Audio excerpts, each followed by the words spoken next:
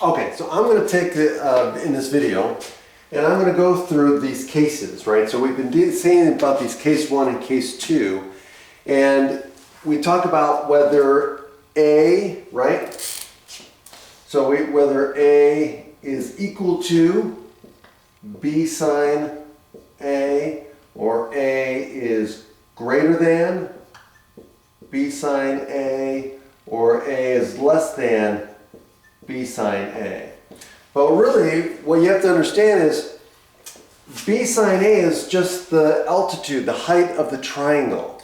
Okay? So I want you to visualize this, and it'll make all of this make sense as far as whether you have one triangle, no triangles, or you have two possible triangles. Okay? Now, and it has to deal with the relationship between the given angle. So again, what's the given angle? Let's assume that this is the given angle, and we know the side opposite, and we know the other side. Okay? Now, in this situation here, how do we know which one of the cases we're in? As far as, is there no solution, one solution, or two possible solutions? Or in other words, two possible triangles? Well, it's the relationship between the length of A, H, and B. So visually, think about this. If A is less than H, right? So if A is less than H, right? So again, A is an acute angle. Okay? We're assuming A is an acute angle here. In that case, if A is less than H, we have no triangle.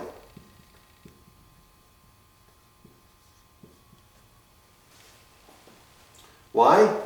Because A is too short. Right? It's going to, think about there's a hinge. So pretend there's a hinge right here at C that allows A to swing.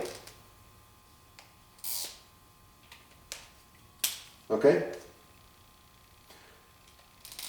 If A is too short, it's just going to swing back and forth, and it's not going to intersect C. If it doesn't intersect C, we don't have a triangle, right? Now, what if A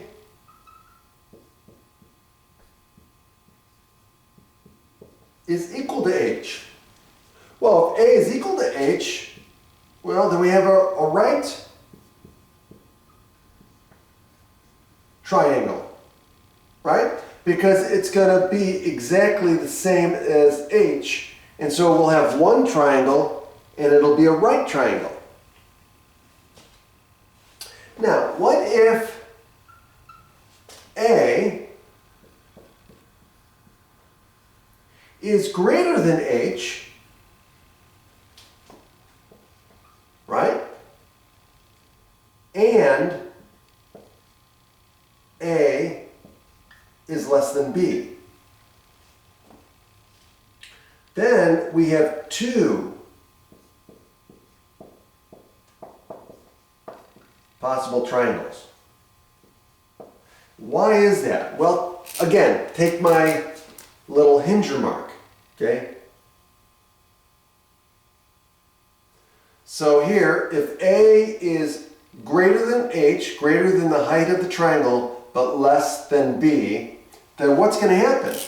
Well, what's going to happen is if I swing this around, this thing is going to intersect right here. Let's say it's going to intersect at C right there. But if it keeps going, it's going to arc, and it's going to intersect, hold on a second.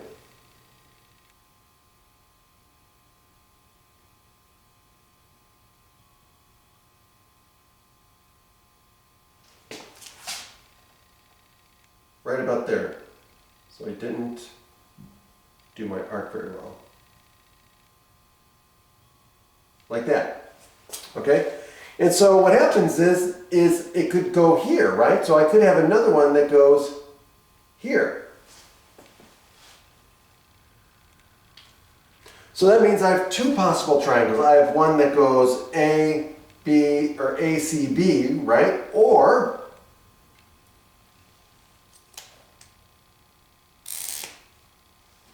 I could have triangle ACD. Okay, so there are two possible triangles in this case. Okay, now you can solve for both of them, right? Because you'll know, again, this creates an isosceles triangle. When it swings through, this angle and this angle are going to be the same because this length A is still going to be this length A. And so we're going to have an isosceles triangle, and so you can find out that this angle here is the, what, supplement of this angle, right? So if I know that this angle is 30, then I know this angle is going to be the supplement of that, which is going to be 150. Okay? So I can still solve for both triangles because I'm going to have two possible angles. I'm either going to have these three angles where I'm going to have this angle, or I'm going to have the supplement of this angle here. Okay? Now, what if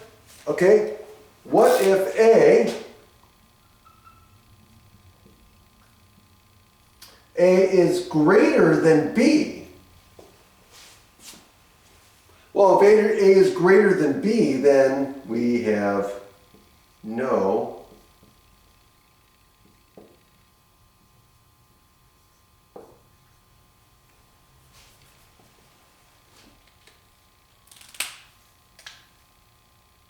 triangle.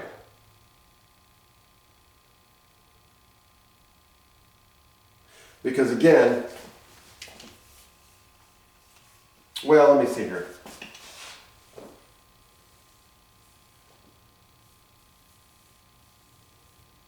Is that true? If A is greater than B,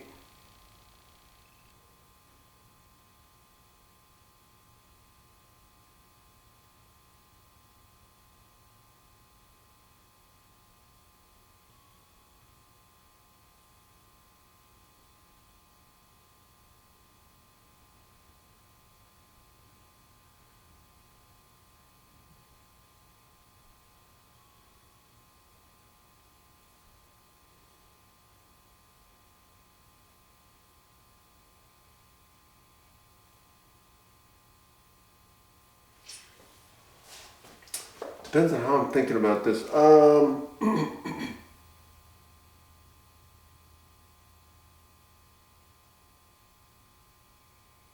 Yeah, because I've got a fixed angle here, right? So this is fixed, this is given. Yeah, this is given, this is given, this is given.